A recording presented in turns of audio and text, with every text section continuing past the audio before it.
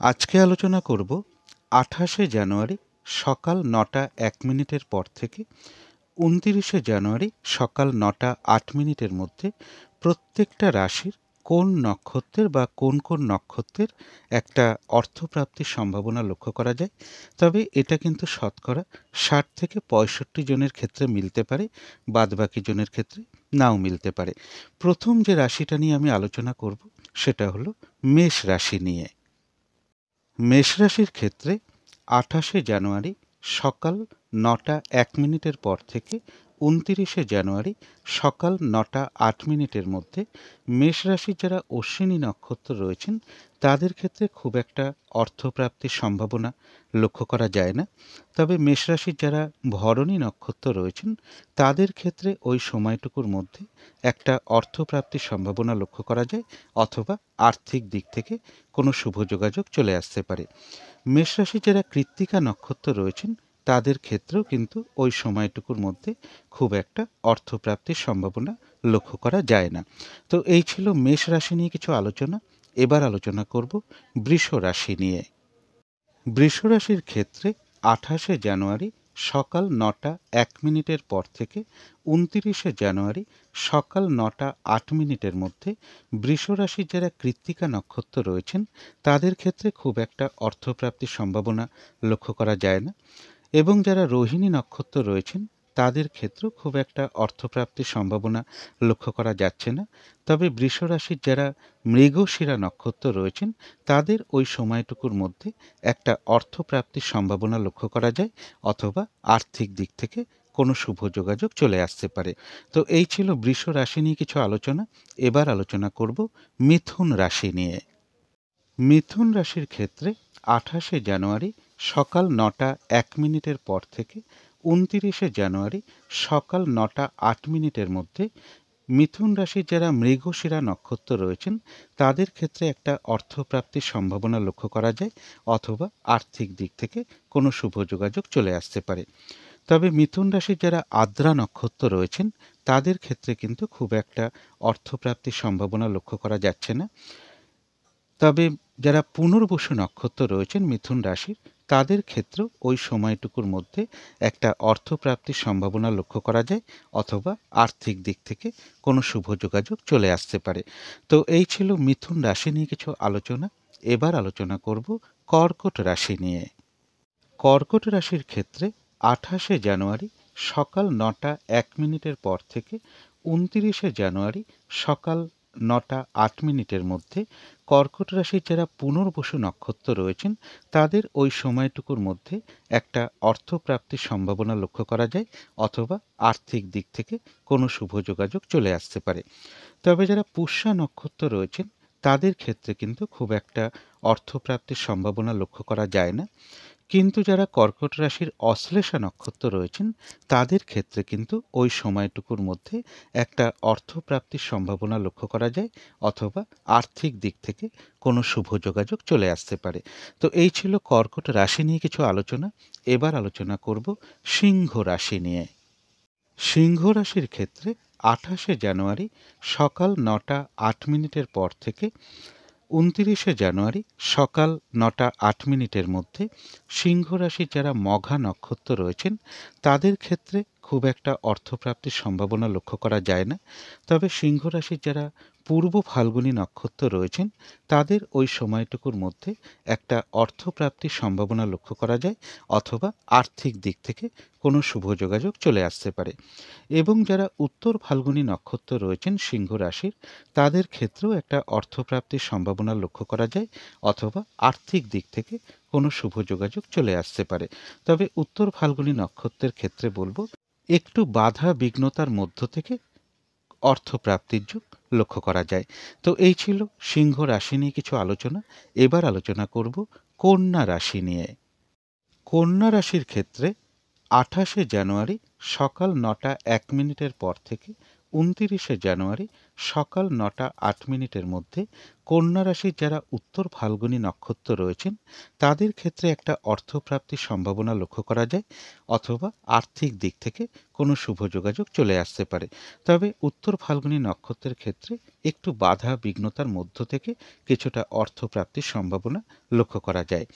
তবে কন্যা রাশির যারা হস্তা নক্ষত্র রয়েছেন তাদের ক্ষেত্রে ওই সময়টুকুর মধ্যে একটা অর্থপ্রাপ্তির সম্ভাবনা রয়েছে, অথবা আর্থিক দিক থেকে কোনো শুভ যোগাযোগ চলে আসবে। এবং কন্যা রাশির যারা চিত্রা নক্ষত্র রয়েছেন তাদের ক্ষেত্রেও একটা অর্থপ্রাপ্তির সম্ভাবনা ওই সময়টুকুর মধ্যে লক্ষ্য করা যায়, অথবা আর্থিক দিক থেকে কোনো শুভ যোগাযোগ চলে আসতে পারে। তো এই ছিল কন্যা রাশি নিয়ে কিছু আলোচনা। এবার আলোচনা করব তুলা রাশি নিয়ে। তুলা রাশির ক্ষেত্রে 28শে জানুয়ারি সকাল 9টা 1 মিনিটের পর থেকে 29শে জানুয়ারি সকাল 9টা 8 মিনিটের মধ্যে তুলা রাশির যারা চিত্রা নক্ষত্র রয়েছেন তাদের ওই সময়টুকুর মধ্যে একটা অর্থপ্রাপ্তির সম্ভাবনা লক্ষ্য করা যায়, অথবা আর্থিক দিক থেকে কোনো শুভ যোগাযোগ চলে আসতে পারে। তবে তুলা রাশির যারা স্বাতী নক্ষত্র রয়েছেন তাদের ক্ষেত্রে কিন্তু ওই সময়টুকুর মধ্যে খুব একটা অর্থপ্রাপ্তির সম্ভাবনা লক্ষ্য করা যায় না। কিন্তু তুলা রাশির যারা বিশাখা নক্ষত্র রয়েছেন তাদের ক্ষেত্রে ওই সময়টুকুর মধ্যে একটা অর্থপ্রাপ্তির সম্ভাবনা লক্ষ্য করা যায়, অথবা আর্থিক দিক থেকে কোনো শুভ যোগাযোগ চলে আসতে পারে। তো এই ছিল তুলা রাশি নিয়ে কিছু আলোচনা। এবার আলোচনা করব বৃশ্চিক রাশি নিয়ে। বৃশ্চিক রাশির ক্ষেত্রে 28শে জানুয়ারি সকাল 9টা 1 মিনিটের পর থেকে 29শে জানুয়ারি সকাল 9টা 8 মিনিটের মধ্যে বৃশ্চিক রাশির যারা বিশাখা নক্ষত্র রয়েছেন তাদের ওই সময়টুকুর মধ্যে একটা অর্থপ্রাপ্তির সম্ভাবনা লক্ষ্য করা যায়, অথবা আর্থিক দিক থেকে কোনো শুভ যোগাযোগ চলে আসতে পারে। তবে বৃশ্চিক রাশির যারা অনুরাধা নক্ষত্র রয়েছেন তাদের কিন্তু ওই সময়টুকুর মধ্যে খুব একটা অর্থপ্রাপ্তির সম্ভাবনা লক্ষ্য করা যায় না। কিন্তু যারা বৃশ্চিক রাশির জ্যেষ্ঠা নক্ষত্র রয়েছেন তাদের ক্ষেত্রে ওই সময়টুকুর মধ্যে একটা অর্থপ্রাপ্তির সম্ভাবনা লক্ষ্য করা যায়, অথবা আর্থিক দিক থেকে কোনো শুভ যোগাযোগ চলে আসতে পারে। তো এই ছিল বৃশ্চিক রাশি নিয়ে কিছু আলোচনা। এবার আলোচনা করব ধনু রাশি নিয়ে।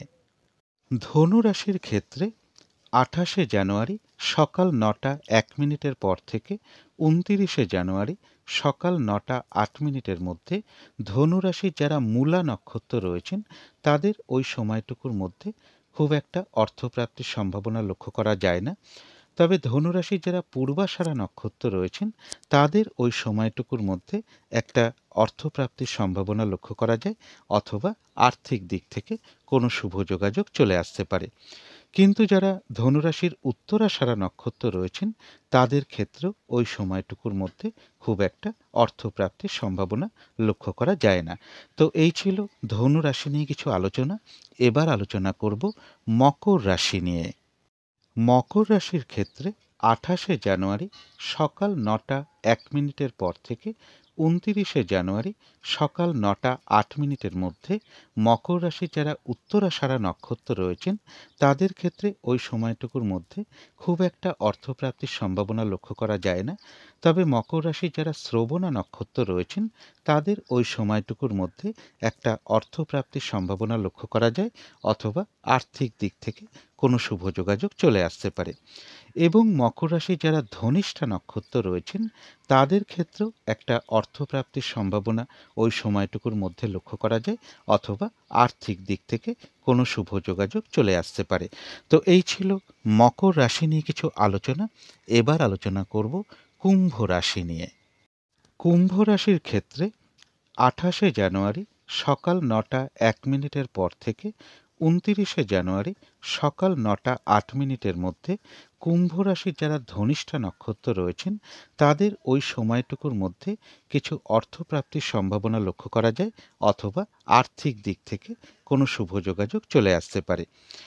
কুম্ভ রাশির যারা শতভিষা নক্ষত্র রয়েছেন তাদের ক্ষেত্রেও ওই সময়টুকুর মধ্যে একটা অর্থপ্রাপ্তির সম্ভাবনা লক্ষ্য করা যায়, অথবা আর্থিক দিক থেকে কোনো শুভ যোগাযোগ চলে আসতে পারে। তবে শতভিষা নক্ষত্রের ক্ষেত্রে বলবো একটু বাধা বিঘ্নতার মধ্য থেকে কিছু অর্থপ্রাপ্তির সম্ভাবনা লক্ষ্য করা যায়। কুম্ভ রাশির যারা পূর্ব ভাদ্রপদ নক্ষত্র রয়েছেন তাদেরও ওই সময়টুকুর মধ্যে একটা অর্থপ্রাপ্তির সম্ভাবনা লক্ষ্য করা যায়, অথবা আর্থিক দিক থেকে কোনো শুভ যোগাযোগ চলে আসতে পারে। তো এই ছিল কুম্ভ রাশি নিয়ে কিছু আলোচনা। এবার আলোচনা করব মীন রাশি নিয়ে। মীন রাশির ক্ষেত্রে ২৮শে জানুয়ারি সকাল ৯টা ১ মিনিটের পর থেকে ২৯শে জানুয়ারি সকাল ৯টা ৮ মিনিটের মধ্যে মীন রাশির যারা পূর্ব ভাদ্রপদ নক্ষত্র রয়েছেন তাদের ওই সময়টুকুর মধ্যে কিছু অর্থপ্রাপ্তির সম্ভাবনা লক্ষ্য করা যায়, অথবা আর্থিক দিক থেকে কোনো শুভ যোগাযোগ চলে আসতে পারে। মীন রাশি যারা উত্তর ভাদ্রপদ নক্ষত্র রয়েছেন তাদের ক্ষেত্রেও একটা অর্থপ্রাপ্তির সম্ভাবনা লক্ষ্য করা যায়, অথবা আর্থিক দিক থেকে কোনো শুভ যোগাযোগ চলে আসতে পারে। তবে উত্তর ভাদ্রপদ নক্ষত্রের ক্ষেত্রে বলবো একটু বাধা বিঘ্নতার মধ্য থেকে কিছুটা অর্থপ্রাপ্তির সম্ভাবনা লক্ষ্য করা যায়। কিন্তু যারা মীন রাশির রেবতী নক্ষত্র রয়েছেন তাদের ক্ষেত্রেও ওই সময়টুকুর মধ্যে একটা অর্থপ্রাপ্তির সম্ভাবনা লক্ষ্য করা যায়, অথবা আর্থিক দিক থেকে কোনো শুভ যোগাযোগ চলে আসতে পারে। তো এই ছিল মীন রাশি নিয়ে কিছু আলোচনা। শেষ করার আগে কালী মায়ের কাছে প্রার্থনা করি আপনাদের সকল দিক থেকে মঙ্গল হোক, সকল দিক থেকে ভালো হোক, এই শুভ কামনা রেখে আজকের মতন এখানেই শেষ করছি।